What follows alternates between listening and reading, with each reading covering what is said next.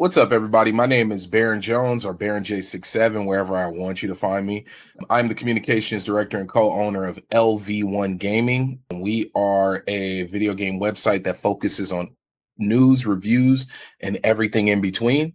But our main claim to fame is being a platform that provides people an opportunity to cut their teeth and to grow their resume and in game journalism and games media. It's pretty dope. Like, the thing I'm most proud of is we've had people go on to work at Mattel. We've had folks go and work at, I believe, Gearbox, Bethesda. It's super cool getting those messages like, hey, can you be a reference? Of course. Like, that's the biggest thing to me with Level One. And so much so that's how I got started. I was a random guy on Twitter. I've been creating content for a while now. I started off doing podcasts. I was on a show with my brother called Adventures of the Black Nerds. And we did that. You know, when you always have a good conversation with somebody and then it's like, dang, we should have recorded that. Like, that's what we always did. We always, at the end of a long conversation, like, man, we should have recorded that. We should have recorded that. And then we finally started recording our conversations. And then that led to me doing trailer reaction videos. I'm an absolute sucker for trailers. Like, I love trailers. I mean, I still watch the Dead Island 1 trailer. Okay. Even though the game didn't live up at all to it, but that's one of my all-time favorites. And the Dante's Inferno one, that was a good one too. But off topic. So I did trailer reaction videos for a while. I started working with a couple of different organizations and live streaming, especially once I had my first kid. I had to stop running around, kind of sit my butt down, and creating content was a solid way to keep me in the house, man. And one day something possessed me, like, hey, I think I could write. I don't know what on earth made me want to go down that route, but yeah, I was thinking about writing, and then I went on Twitter, and shout out to David, the head of Level 1 Gaming. He was looking for new writers, and I was like, you know what? Let me go and check this out. And the first thing they did was they asked for a sample, and my sample piece was The Curse of the Golden Goose. And basically it was about why Grand Theft Auto 5 was a positive and ruined Rockstar, and how Rockstar, before, like 13 years before the release of Grand Theft Auto 5, there had been over 15 titles from Rockstar. Everything from them publishing like the American version of Oni, which was an action RPG, to Monster Truck Racing, multiple Grand Theft Autos, Red Dead Redemption, Undead Nightmare, like just so many, Bully, like so Table Tennis, Midnight Club, a slew of games. I mean, for wide variety of games, and I played most of them.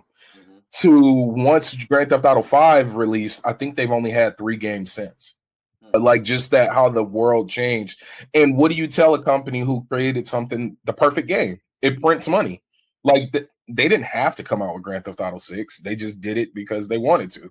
Like, they could have just kept GTA 5 going forever. That was my first piece, opinion piece, I guess.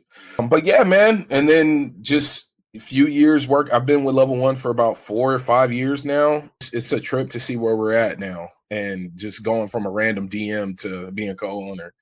It's pretty weird. Yeah, I was just getting ready to say, how did that journey even start? Obviously, you were gaming and stuff like that. So just talk about your upbringing as far as a video game. It's my gaming journey. My parents are fairly. My mom was still in school when she had me, so there's pictures of me like 2 years old with a Sega. Of course, my cousins, their controllers are plugged in, mine's not. Yeah. But you know, obviously, I didn't know the difference. So, and funny enough, I still have my Sega. It's back there. Found my Dreamcast too. I started off with the Sega. I was a Sega kid growing up. I'd have to go to my cousin's house to play Nintendo. But the game console that really, where my memory like really stuck out, like, was the 64 and the Game Boy. Though that was where I really, like, my formative years of gaming, and what kind of got me into the different genres that I'm into now. Right. Like, much love to Atlas. They created Ogre Battle 64, or at least published it.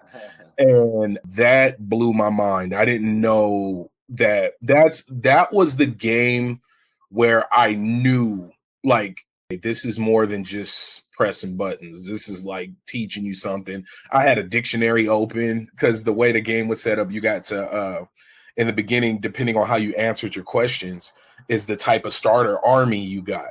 And you can get everything from like witches to berserkers. Like you had a different meld of classes, and it all depended on how you answer questions. Right. So I'm sitting there with a book, a dictionary, an actual book, turning pages. Like, what the hell does beseech mean? Yeah. I want to beseech the gods. What is that? I remember like having to go through and choose that. So funny enough, that's a lot of the games I play now.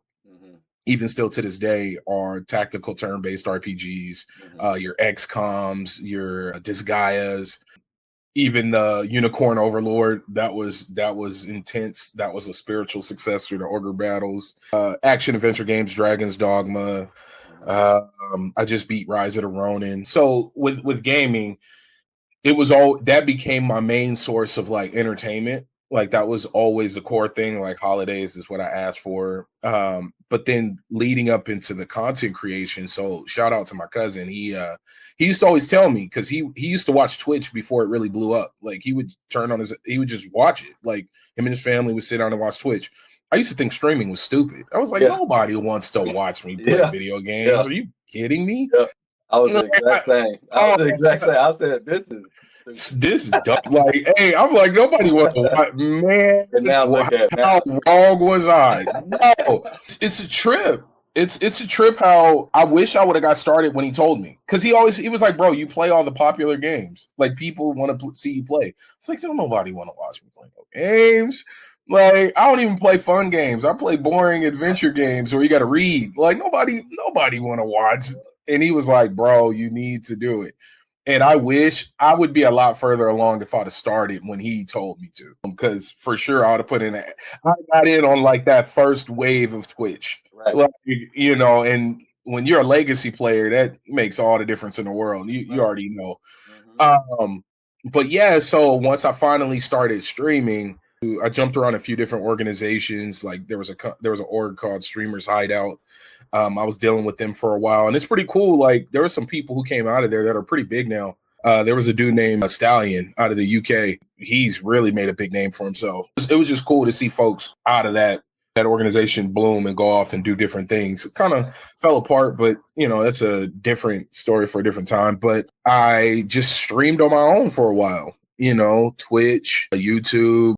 Being basically a legacy gamer, that's what I call it. You know, people that go back, you know, to the Dreamcast and even back to the Sega and the Super Nintendos and Game Boys and stuff. They've only known consoles, really. Yeah, like consoles have been in my life since I've been a kid. And how does Level 1 take all of this stuff that you do? How do you come up with the things that you want to talk about, or the things that, you know, you kind of want to review and stuff like that? How do you take into account the games that, you know, are super popular, as opposed to like maybe your lesser known games, or maybe some indie games that, you know, might be really cool? Well, see, that's the beauty of being in that smaller phase. I don't like to call it small, but I mean, it's what we are. But what's dope is we get a lot of love from different indie organizations like indie.io, and there's just a bunch of companies that really, PM Studios, that really actually work with us. So we get to cover a lot of cool indies. We're lucky enough to have such a decent sized team. Like I think right now we're at like 10 people strong who are active in writing. It makes it so much easier because everybody has different taste. And then also a lot of us are on the same page in terms of understanding that, hey, we may not always get the big AAA titles. And if we do, with the way embargoes and stuff, and because of where we are on the charts in terms of who's who and numbers wise, because that does matter. People like to say numbers don't matter. Yeah. Numbers matter. It really does. And it makes it opens doors a lot easier when you have more numbers. So not having all those numbers, which we're working towards, we'll get a AAA review, but we might get the code the day of release or like 2 days before. And it's like, okay, it's a 30-hour game. I'm being nice. It's a 30-hour game. We got it 72 hours before. What am I supposed to do? Like, you know, that, and then we probably got the email 12 o'clock, like midday. Yeah. Like what am I supposed to do? You know what I mean? Like, so we do what we can. Like that's always the number one thing is we do what we can. Definitely there's certain moments where you get swamped because you get a bunch of codes and then you're trying to figure out what's what, and then you're like, ooh, this person has 2 codes, that person has a few codes to review, this person's doing embargo or doing an impression instead of a full review. Like it just you long story short, we do what we can with what we can. I think there's only been one game we like turned away. For the most part, we try our best to get the content out. And the cool thing is it's to give people an opportunity. And most of these folks, they're trying to build their resume. So the more the Right. And so with trying to give people opportunities and things like that, changes going on within the industry as a whole, more technology, AI, stuff like that. How do you go about navigating that? As far as because man. obviously you could just AI a review at this point, and like, so how do you sort of bridge that gap of keeping it authentic, keeping it obviously that human touch, but also you do want to use these tools in order to sort of benefit yourself, help where you can, where if you have a time crunch, that's where AI could come in at some point as to like help in this area, help in that area. How do you navigate, that whole scenario? With our writing, we avoid using AI. The problem with it in terms of like outright, hey, these are my key thoughts. Can you expand upon it and Right, write an article based on these key thoughts? Just giving you an example of what somebody may do to right, and think they're being completely ethical about it. right. The problem is I'm not super technical, so I'm not the tech guys. I'm probably gonna say something that makes no sense to somebody out there listening who knows what they're talking about, but Yeah. just the rough shoot of what goes on. So the AIs will go through and scrape people's work and repurpose it and throw it out. So here it is. You're using your key points, and that's the funny thing, right? Like when you're playing a certain game, when you're playing a game, there's going to be certain things that are true across the board. So what the AI is going to do is go find those things that are true that other people wrote. It's going to jumble it together and throw it and spit it out on your page, even though you went in with the right intentions. What's going to be the outcome is you stealing somebody's work or misinformation, because depending on which AI you're using, it could be the data is older, like, so it only goes up to like 2022, like, like these are things. But where I will say a big help has came in is like your Grammarly's, your Quillbots, in terms of editing, because that's where a lot of I was never I'm not gonna say I wasn't a strong writer. My grammar skills are not the best. I don't always know where comma and semicolon should go. Right. That's where when it comes to editing, it's made life a lot easier. And it's funny because everybody was using Grammarly before it really took off. Like, Yeah. come on. So that's where it's made life easier for us, is being able to edit. Because man, when you're looking at when you got 10 articles pending, and I still work a 9 to 5, Yeah. and I got kids and a wife and bills, like, everybody's got real life. That's something we say behind the scenes all the time. Real life comes first. Because everybody just has so much stuff going on. Like, very few people in this space are like, this is it for them. Like, oh, all I do is this. Like, most folks have other jobs. Like, folks out there listening. Where is level one headed? You kind of talked about kind of what you do now. Like, what eventually would your guys like to see it go, or what sort of level are you trying to take it to? What Yeah, are you ultimately trying to be? I'm probably gonna make the head mad with this one, but for me personally, if this is all we ever were, I'm okay with it. Because how many places can you go just to get started that have an established? Because yeah, everybody can go off and create their own thing. Of Right. course, everybody can go buy a domain, get account. What is it, Canva, or I forgot the other one, where they'll make a website for it. Yeah, they'll make a website for you real fast. Everybody can go and do that, but do you have the backlinks? Do you have the history? Do you have the connections with the PR people? Do you have which, once again, these are all things you can go and do for yourself. I never try to talk people out of that. Right. But what I tell them is, with level one, it's an established place that has some well-known connections where you can come in and just work. Like if you don't want to do nothing else but write, hey, I got something I want to say and I want to get it out there. Level 1 exists, and we say yes more than no. You know what I mean? Because I don't care how good you are. I don't care how good you are. Somebody has to say yes. Somebody has to say yes. Somebody outside of you has to say yes. So we love to be that place to give folks opportunity. What I've often seen happen is people tend to get scared of how fast we throw them in. Like I remember we signed one guy up, and I think within 3 days he had a review to do. I've learned that people are scared of the yes more than the no. People think they're scared of no. It's the yes you're scared to hear, because that means you got to get to work. Right. That's what a yes means. Yes means it's time to start. Like all that, everything you were looking forward to, it's here now. Like, all right, let's go. So in saying that, I love where level 1 is at now. A natural goal would be to be able to do more of it, which means to get more money. And the way to get more money, easier way to get more money, would be to have bigger numbers, because then we could work in partnerships, sponsorships. So at this point, just more of what we're already doing.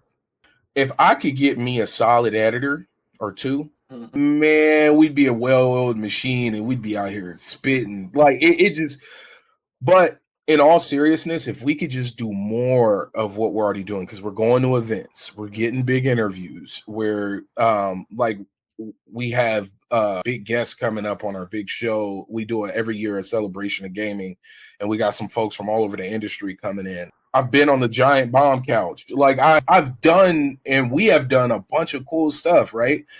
So in my head, just more of it, and maybe somebody else paying for it. Yeah, no doubt. So that's what I picture for the future, is just more of what we're doing and less off of our pockets. How, I guess, connected is the team? Like you talked about, like doing events and stuff like that. Like how often do you guys get to go to different events and like sort of different things? So for the past, I want to say since 2020, we've been going to PAX every year. We go to different local events because we're all over the place. I'm in California. We got a lot of the team in Texas. We got one of our members up in Canada. Got somebody in Romania. Oh wow. And then we got somebody over in the UK. We're global, so we try our best to go to as many events as possible. But it costs so much, man. Yeah. Like this stuff is super expensive, and that's what we always tell folks. Like, look, man, this costs. Everybody's like, oh, you guys are making a bunch of money. Don't let it fool you, man. One thing I will say is I do get a bunch of free games. I'm not even gonna hold you there. Like I get a bunch of free games. Like that, I do it for the perks, not gonna lie. But at the same time, though, is it free? Because here it is. I gotta create a written review.